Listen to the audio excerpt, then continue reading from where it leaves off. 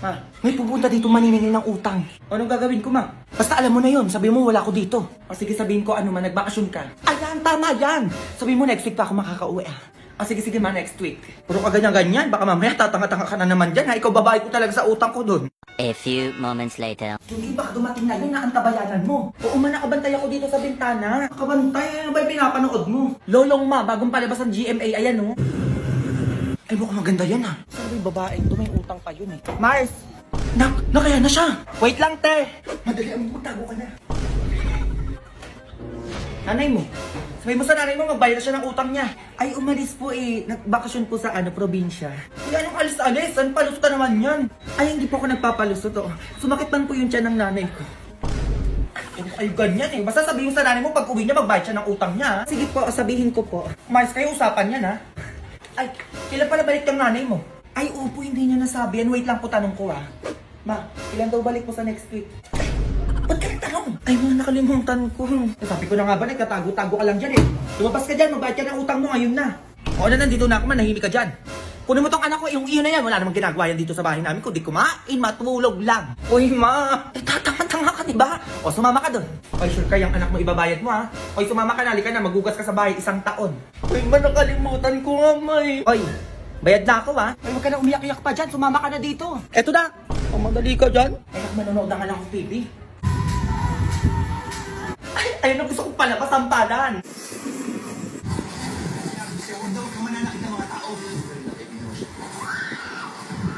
Ay, ang taray, may buhaya. Yan ang gusto ko.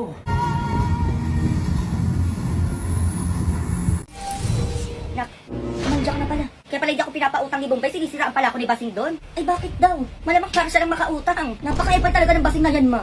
Tigigil talaga ako sa babae niya, hindi na ako makautang. Manda ka sa akin, Basing ah. Kasi mo ko siraan. Ma. Ay, dati ng diwa. Tulungan mo si Mama laban kay Basing. Hindi na ikaw ata na pasnaya dito. At nandito ka. Hindi ako makautang kay Bombay, Basing nang dahil sa'yo. Anong sinisiraan mo? Kung gusto mo, ikaw lang makautang? Hindi kita sinisiraan doon, hoy. Sinasabi ko lang yun, totoo. Di ba tuwing sinisingil ka niya, sinasabi mo sa anak mo, wala ka sa bahay niyo. Pero yung totoo naman, nagtatago ka lang sa likod ng pintuan niyo, di ba? Ganun, Basing ah. Gusto mo talaga ng away. Away? Takot naman ako sa'yo. Hindi ka ba natatakot sa 2 brilyante na hawak ko? Ha? Nagpapatawa ka ba? Walang saysay yung 2 brilyante mo, Basing. Kung uutusan ko ngayon to, natanggalan ka ng hininga. At sisiguraduhin ko na hindi ka na mabubuhay. Ay, grabe ka naman, Mima. Sineryoso mo. Nagbibiro lang ako. Ito nga may bibigay ako sa'yo, oh. May 7,000 ako dito. Sa'yo na to. O, ito, Mima. Hindi mo na kailangan mangutang kay Bombay, oh. 7,000 to? Bigay ko na yun sa'yo, Mima. Oo. Kahit pag mo na bayaran. Ulam, Mima. Baka gusto mo, meron ako dito. Bait mo naman ata ngayon, Basing, ah. Ano, takot patanggalin ng hininga? O, ano yung ulam yung sinasabi mo? Ah, sige, Mima. Lumabas ka, ulam. Ito, Mima, masarap to. Sarap ba to? Baka mamaya kung ano na nilagay mo dito, ha? Ay, grabe ka namang, Mima. Eh, di tinanggalan mo na ako ng hininga, di ba? Kung ginawa ko yan. Sige, nakainin mo na yung masarap yan. O, sige, kakain na kami. Bukas babalik ako dito, kukunin ko din yung mga bigas niyo, mga ganyan, mga dilata niyo. Di ba, bibigay mo rin naman yun? Mayos ka dyan, ha? Kaya ka, Mima.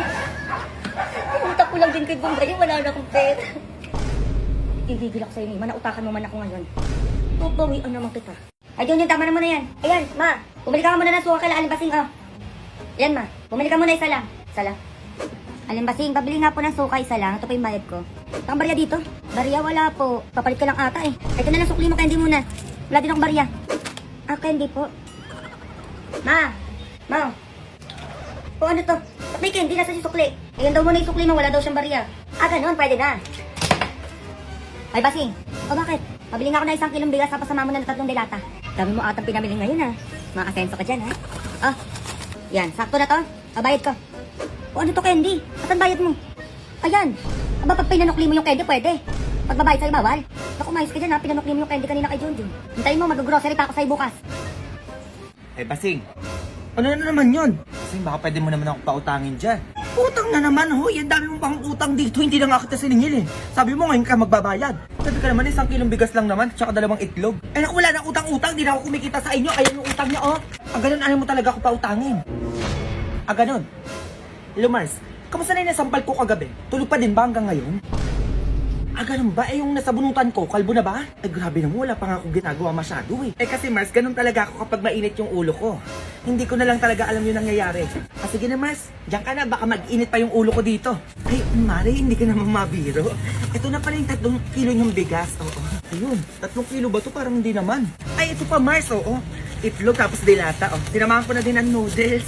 Dilata noodles? Baka di naman magkasya sa amin to, ha? Mare, bigay ko na pala yan lahat sa'yo, oo. Ikaw na magtinda ng lahat ng to. Nakakahiya naman sa'yo, di mo pa hiningi lahat, Siguro isusunod ko na lang to sa bahay niyo mamaya, oo. Ay, totoo ba yan, Basing? Ang dami na ito, Ay, oo, ikaw pa ba? Ay, yung utang mo wag nang bayaran, Okay na yun. Madali ka naman pala kausap. Sige, uwi na ako, ha? Babalik ako yung mga paninda mo para malipat na sa bahay namin. Sige, Mare, ingat ka, ha?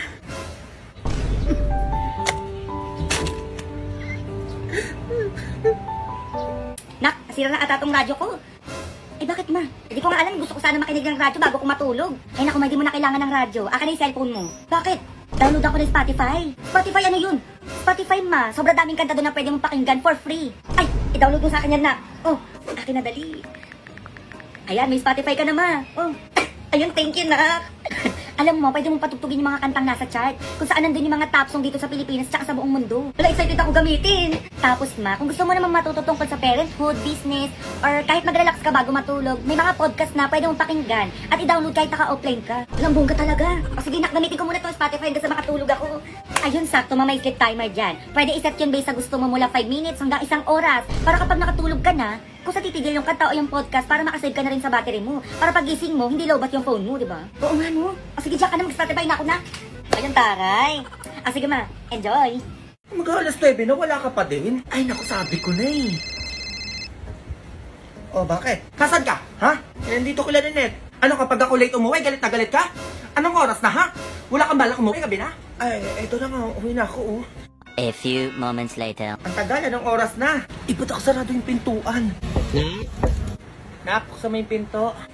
Ano? Anong oras na? Ay, mag-9 na nak. Talaga nagpapagabi ka no? Galang-gala ka Sumuata dyan ka na tumira sa labas. Pwede ka naman, nakipag-chismisan lang naman dyan kay Lalinit. Anong oras na para makapag-chismisan, ma? Dyan ka muna sa labas para matuto ka. Yan naman gusto mo di ba? Grabe naman na, na, hindi na mauulit. Naku, ma, narinig ko na yan. Nauwi na akong maaga Buksan mo na yung pinto. Ano ba gusto mo, Jollibee? Sige na, bibilan na kita ng Jollibee. Buksan mo lang yung pintuan. Ay, ito naman si mama, hindi mabiro. Jollibee, nak? Ma, chicken spag. Asa na ba yung hangin ko? Hintayin mo ko dyan. Ma, joke lang. Halika dito. Eto ka, nanggigigil ako sa'yo. Ma! Ma, ano na naman ba yun? Inamak mo ko ma, di ba nagpa-drawing ako sa'yo? Oo nga, bakit? Pinapatawag ka sa school. Bakit patawag ka naman, Junjun? Ano naman ba yan? Dahil daw sa drawing ma, kaya pinapatawag ka. Dahil sa drawing? Bakit to? Ay, ka na punta tayo sa school nyo. A few moments later. Napakaganda talaga nito, Ma'am? Ay, ba't nandiyan na po pala kayo?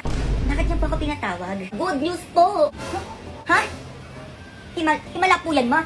Ano pong good news yan? Si Junjun po kasi ilalaban namin sa poster making contest sa ibang bansa po. Tignan niyo po yung drawing ng anak na ang ganda. Alam mo, hindi po ako yung nag-drawing yan, si mama po. Kayo po nag-drawing nito, ma'am? Di ko na rin po ilalaban namin sa ibang bansa, madam. Hindi ko naman pala nag-drawing nito, Ma'am, teka nga. Ano po kasi, pinaprint ko lang po yan. Si Junjun na lang po ang ilaban niyo, ma'am. Sobrang galing mag-drawing yan, di ba, Junjun? Uy, ma'am, manahimik ka. Ay, ma'am, pwede po makiram ng notebook at saka ballpen po. Mag-drawing lang po si Junjun. Notebook at ballpen. Ito po. Ayan. Anak, di ba magaling ka mag-drawing ng bahay? Ipakita mo kayo na magaling ka mag-drawing. Dagaan mo. Hindi ko marunong mag-drawing. Ito po yung drawing ko. Huli na kayo. Baka ano pa magawa ko sa inyo? Uy daw anak, labas na dalaan mo. Ay. O ano basa dito? Isa. Dito. Dawala. Anong dawala? Naku, mais ka ha? Basahin mo ulit. Dalawa. O anong basa dyan? Dawala. Kung Junjun pa ulit-ulit na lang tayong dalawa. Aray ko, ayaw ko na ma. Manahimik ka dyan ha? O ito, anong basa dito? Ayan dyan, anong basa dyan? Huwag mo kong kaluin dyan, basahin mo ito, dalaan mo. Ulam? Mali! Sardinas. Iko Junjun, saan mo nakuha yan? Isang-isa na lang talaga, tatamaan ka na ulit sa akin. Ayoko na ma. Anong baso dito? Huwag mo kasi mangutan. Ayoko na nga, gusto ko na lumabas ma. Delata. Kung dilata, Junjun. Ulit-ulit na lang tayo. Ari, ma. Ayoko na ma. Ayoko na. Ma,